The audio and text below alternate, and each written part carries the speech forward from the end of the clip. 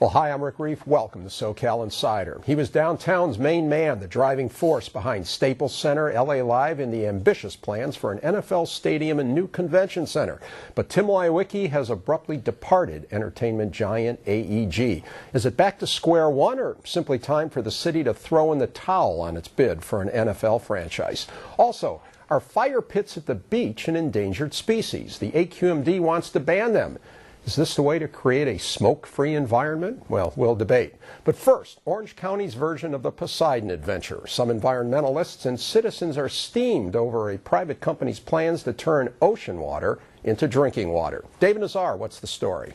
Rick, the company is Poseidon Resources, and their battle rages on. Poseidon officials are trying to get final approval this year from the California Coastal Commission to build a $1 billion desalination plant in Huntington Beach. That's been in the works for 15 years.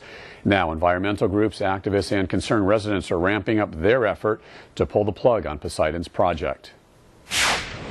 If you've ever driven Pacific Coast Highway in Huntington Beach, you've seen this. The old steam generating plant just south of the pier, once operated by SoCal Edison and now owned by AES. Now a developer and financier of water projects wants to build a desalination plant behind the power plant where these old oil tanks sit. The company is Poseidon Resources. This is one of about 20 power plants along the coast of California that uses seawater as part of the electrical generating process. We're co-locating here so we can reuse those industrial facilities and reuse industrial water. Once the water flows through the power plant, is discharged back out to the ocean, we can treat that water so it's high-quality drinking water, and we can send it throughout Orange County. Sean Dwayne with the nonprofit group Cal Desal supports the project and says the location out here is the perfect site for the new plant. Well, the fact of the matter is that importing water from the Colorado River and the Sacramento River Delta uses a tremendous amount of energy. About 30% of all electricity in California is used to import and transport water alone.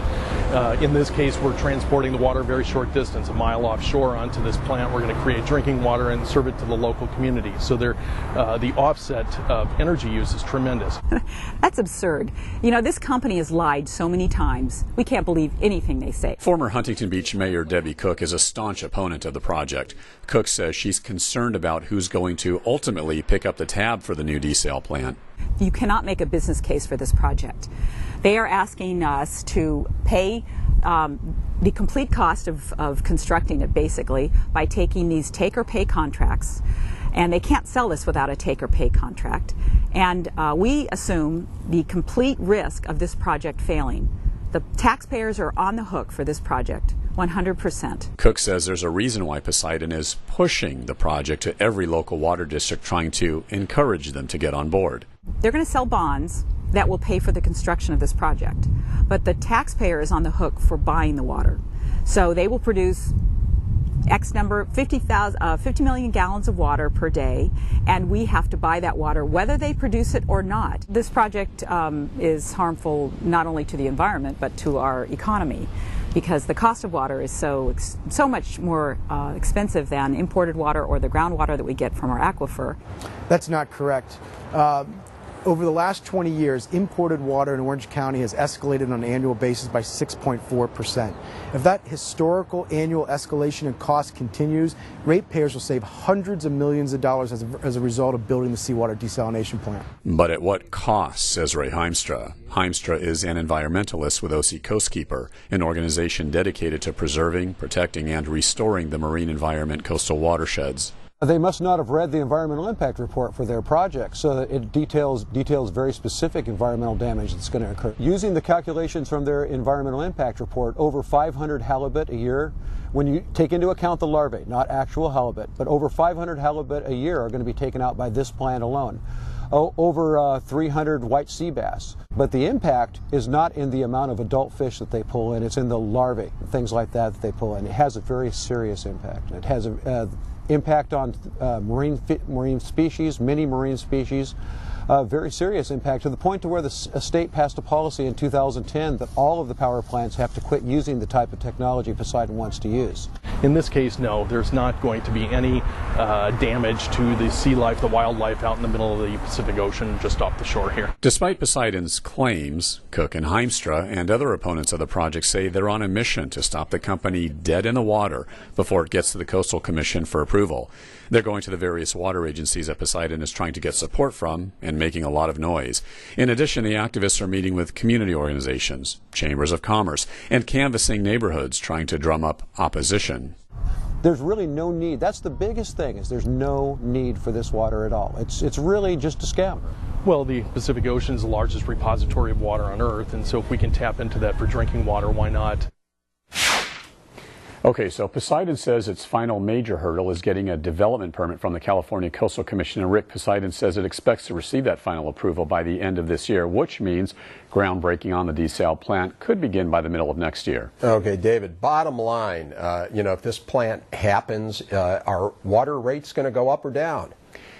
Well, look, no one disputes that at least initially the desal water will cost more than imported water. Debbie Cook, of course, says that means that, of course, rates will increase. In fact, she says there's not a single example from anywhere in the world where rates have declined with ocean desal. And in Australia, by the way, they've even tripled or quadrupled. Now, Poseidon's own estimate is that bills will increase anywhere from about, let's say, $5 to $7 a month, so roughly 10% in the first year. However, Poseidon says if the cost of imported water continues on its current trend line, well, that will surpass the price of desal water less than halfway through the 30-year life of the project. So Poseidon claims that ratepayers will wind up saving millions of dollars. Okay, all righty. Well, anyway, David, also the water districts. I know Poseidon's trying to sign up these water districts. Which ones are on board and which ones aren't? Poseidon says, I believe there are about 25 Orange County water agencies who have expressed an interest in obtaining water from the desal project, and 18 signed what's called a non-binding letter of intent. However, Cook says the more these water agencies find out about this project, she says the less they're liking it. She even says that two big districts in OC, I believe it's Irvine Ranch Water District and South County Water District, well, they've backed off this completely. But Poseidon puts it a little bit differently, saying the two agencies are doing some more due diligence. By the way, out of curiosity, what's your opinion of this project? Well, David, I like the concept. I mean, taking ocean water and doing something with it, creating water that we can drink, I think is a great idea. The problem, though, is your report's showing when you get into details, people start splitting. I mean, environmentalists are split on this. And, it's almost like pick your fish. What do you like more? Do you like the halibut, who some of the opponents say will be endangered? Or how about the Delta smelt? If you're using less fresh water, you're, the Bay Delta is being protected, and so the Delta smelt's being protected. So it's kind of pick your fish. And as far as these cities, this is interesting. As Debbie pointed out, they're getting the 30-year contracts they're going to be locked into. If rates continue to go up, they'll look great, and they'll be getting what will someday be a cheaper source of water. On the other hand, it's like oil. You never know what's going to happen. What if the rates flatten out? If you don't get that trend line, then these communities are going to be stuck with these contracts. And I'll tell you, a 10% increase from the get-go is going to be kind of politically difficult. So I think it's kind of, it's going to be, I think it's a close call whether you're an environmentalist or a city deciding what to do here. You're on the fence. Anyway, thanks, David. And now, joining me to discuss the NFL, beach pits, and more, famed sports agent Lee Steinberg, journalist Will Swaim, and sports fanatic Nazar will be along in just a moment, too. So welcome, gentlemen. Thank you. Lee, great to have you on. For those folks that don't know who you are like one of the most famous sports agents of all time, the inspiration for the movie Jerry Maguire with Tom Cruise. And then you had a very highly publicized fall from grace, which you've been very honest about yourself, a lot of self-destruction. How's your comeback going along? As a matter of fact, tomorrow is my third sober birthday, so everything is happy. I've gotten the financial problems behind me, and I'm getting ready to relaunch a new business that will aggregate talent in sports, in all the major sports, and use it to power a marketing arm, and then use that to create a studio, not in the four-wall, but virtual sense that does sports theme, motion pictures, television, internet apps, health and science, and other things. So fantastic. It's all blue skies ahead. Great. So maybe it'll be time for Jerry Maguire 2 well, I'm writing an autobiography, and the thought is that it'll end up being made into a movie. Great. Well, talking about challenges, Los Angeles has a few. As we know, they've had these ambitious plans to build a football stadium downtown, have a convention center, and of course the entertainment giant AEG has been is the money, if you will, behind all this. And Tim Liowicki, who was the president, was the go-to guy, the deal maker, the one who made everything happen, but he doesn't own AEG, as we have learned. That's billionaire Philip Anschutz, and they had a big disagreement over that, and Lyowicki is gone. So now the question is, what's going to happen? Are the plans dead? Are we back to square one? And is it time to give up on the NFL? You know, back in 1994, I was chairman of Save the Rams, and I said, if we lose the Rams, we'll lose the Raiders, and then it'll be 25, 30 years till the team comes back with a much more expensive stadium. And people scoff. They say, the NFL needs Los Angeles' second largest market, TV revenue. Well, the TV revenue per team then was about $43 million. Today it's $170 million per team per season. So it's quadrupled since that time. So you get to say, I told you so. Well, sadly. Yeah. Because so what happens now? Is it just... So here's what you need. Is it forget about it time? No, Rick. Phil Anschutz is exceptionally powerful, exceptionally strong-willed. He has the financial capacity to do this. Tim Lyowicki was a positive force because he was the first person who fulfilled the requirements, which is, number one, you need civic leadership, unified. You need one site. You need a financing plan, and you need public support. And none of that has happened consistently in Los Angeles. So they finally got that for that downtown site. Now with Anschutz, it's going to be like Russian roulette.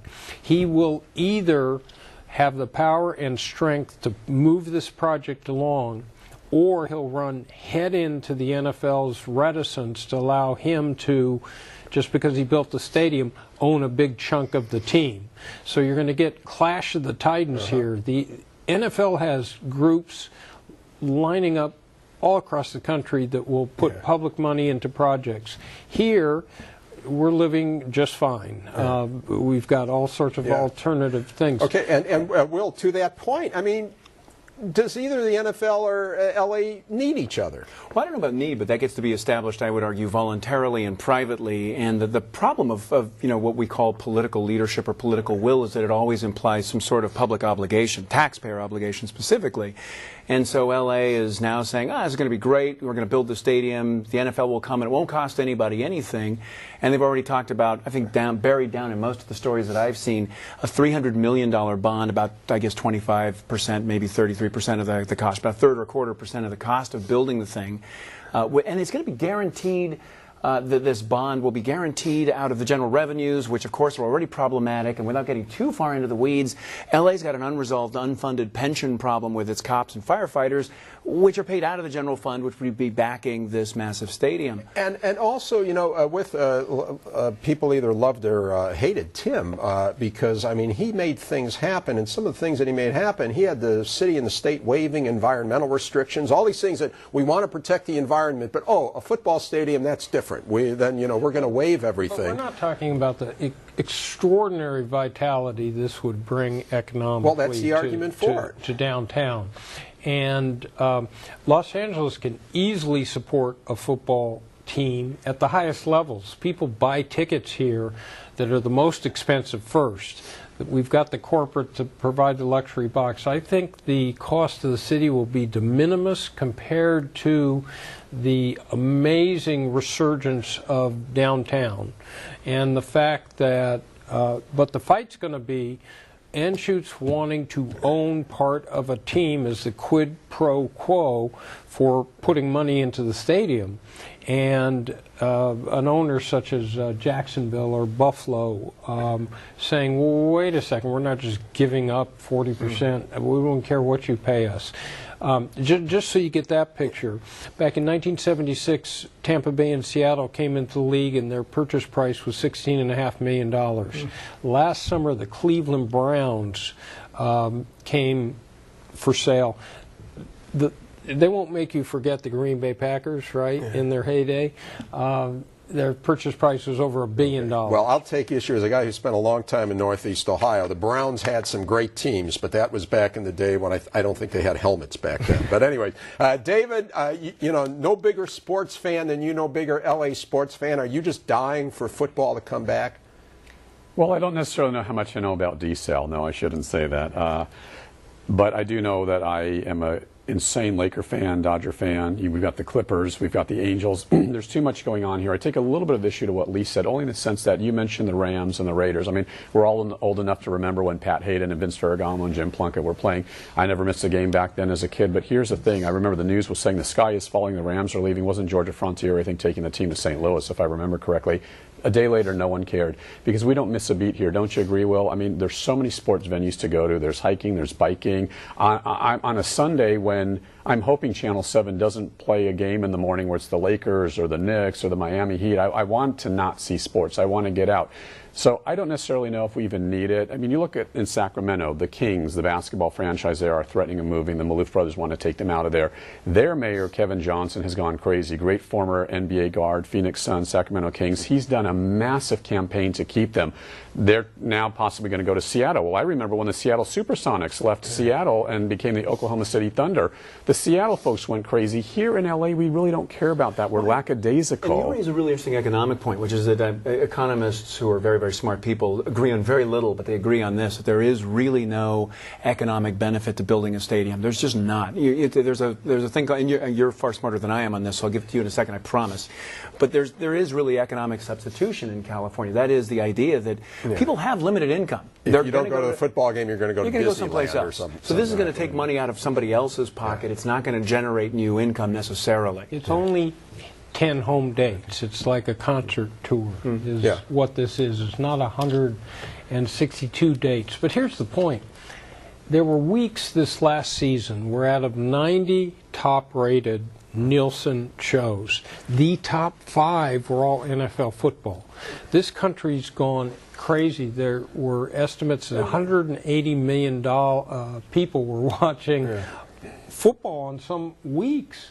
The whole country is crazy for this sport right now. And the ratings are going out of the roof even more. Yeah, but the ratings will be the ratings, whether they're doing it in L.A. or in Charlotte. Nothing sells, nothing improves ratings like a popular local team. However, we were talking about city infrastructure and budgets, and listen, I don't miss a game. I mean, seriously, I'm insane when it comes to sports, as you know. With that said, I go to these... Why stipulate when it comes to sports? I'm just insane. We all know that. But I go and I do these stories, and we just interviewed all the mayoral candidates. We talked about what's going on. Low-income housing in Los Angeles is falling apart. Nowhere for folks to live. The city budget is anywhere from $400 million to $1 billion in this budget crisis. We have no streets to walk on. Everything needs to be repaved, and some of the priorities need to get order in the city. I agree it would be fantastic to have a team, and especially downtown, not in Irwindale or the City of Industry. With that said, I believe there are a lot more pressing issues than getting a football team in Los Angeles, given we have so much here already. Well, speaking of City of Industry, Lee, I want to get your take on this. As we know, there has been a competing proposal which kind of got shoved aside when all the city leaders were going with AEG, and that is Ed Roski, the well-known developer, big deal at USC and so forth, and he wants to put a stadium in City of Industry. And you listen to his presentation, it sounds pretty persuasive, and a lot more parking there. People actually be able to drive to do that. Some question how you're going to get downtown to watch a game. So does his proposal gain some traction now because of what's happened? I don't think so. If Phil Anschutz wants to do this, he will do it. It's just a matter of what he's demanding in return. And the downtown site synergizes downtown LA and Staples and the convention center and creates a whole economic opportunity zone. I love Ed Roski. He's great, and he's been determined on this issue. The problem is if we don't have one venue and one site, history is replete with examples of where teams like cities like St. Louis and Baltimore that had multiple sites just didn't get it. The NFL needs one unified Southern California approach, wherever the stadium is, and it doesn't really matter. Don't the NFL owners just go whoever gives them the best deal? Do they really care whether it's downtown or out in industry? Paul Tagliabue spent years, and he gave Los Angeles a deal no other city's ever gotten. The NFL was going to build the stadium. All they wanted was minor, not $300 million improvements. They gave it to us on a platter, and we just couldn't deliver. You know, SC wanted a king's ransom to get out of their lease, and you couldn't do naming rights on a historic building and all the rest of it. But the bottom line is the NFL has laid out on a silver platter a deal much more economically sound for Southern California than any other city's gotten, and we keep blowing it. Well, we'll see if we accept that silver platter. I think some people might think it's a little tarnished, but, to continue the analogy. Anyways, Will, let's talk about fire pits. You know, that's Southern California. Fire pits up and down the coast. In Newport Beach, some of the folks that live there now are complaining there's too much smoke, too much riffraff, whatever, and they've been wanting to ban these pits, and now they've got a huge ally, the AQMD. Right. The Air Quality Management District says this is polluting and that they may close all the pits everywhere. Here's what's fortunate about this particular showdown with the AQMD, that they may have met their match in the Coastal Commission, which has argued, and I think correctly on this, that there's actually there's a claim on public access. You cannot limit public access, and part of the public access is being allowed to light fires down on the beach. I'm beginning to think the Coastal Commission now might be might be waffling on this a little. They may. And if they do, shame on them. Because the fact is that, you know, tradition, custom, habit, habitual use really are significant factors to take into consideration. It's not strictly a kind of a property rights issue, although I'll come to that. And there is a tradition in Southern California, up and down, I mean, in California in general, of the campfire. If we're not going to be able to, have a kegger tailgate at a NFL football game, let's at least do it by a beach pit, Well, wait a second. I grew up in Los Angeles in the 1950s, and they allowed us to burn trash openly in incinerators. Sure. So that's the way trash That was called the good old days. It went up in the air. There were days we couldn't go to school because the air quality was so horrific. I love beach pits, but if they're saying there's a real threat to air quality in it, we couldn't go to school because we wheezed so bad. Yeah, that lasted until my childhood in the 70s, and I totally remember that, and 3 cheers for the AQMD for clearing up the basin. I got it. But this is very, very different. This is a few millionaires who live in very, very wealthy houses saying they don't want the poor, the middle class, to come down and light fires because it offends them personally. And frankly, I think the key here is you bought a house knowing what was there. Unless you moved in before the Juanino or Gabrielino Indians, you knew what was there. There were fire pits.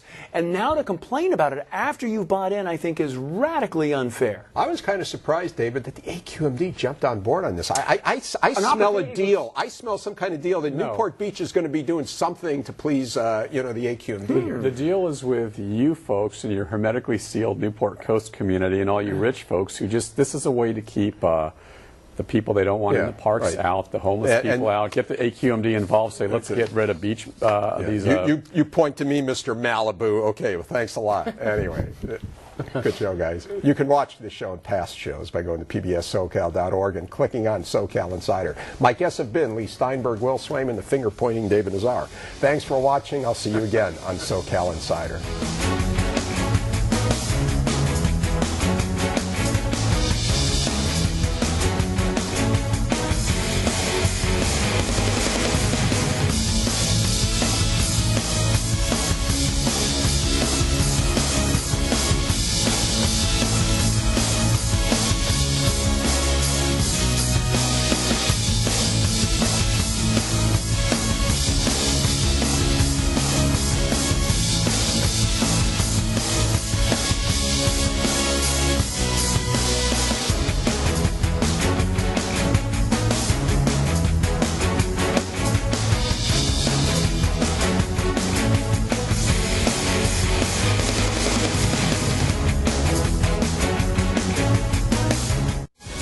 SoCal Insider with Rick Reiff is brought to you by the following.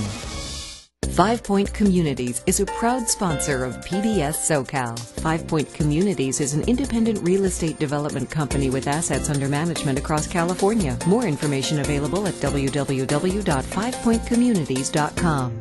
Snell & Wilmer is a full-service business law firm with more than 400 attorneys in Orange County, Los Angeles, and throughout the West. On the web at swlaw.com. Snell & Wilmer. Straight talk, sound counsel. Practical solutions.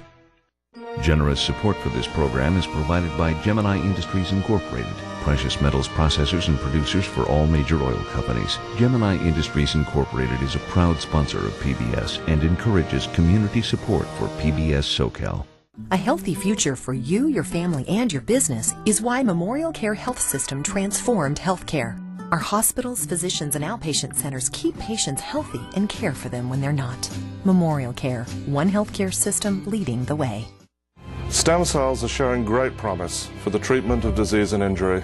At UC Irvine, innovations in stem cell research are rapidly moving potential therapies from the lab to the patient.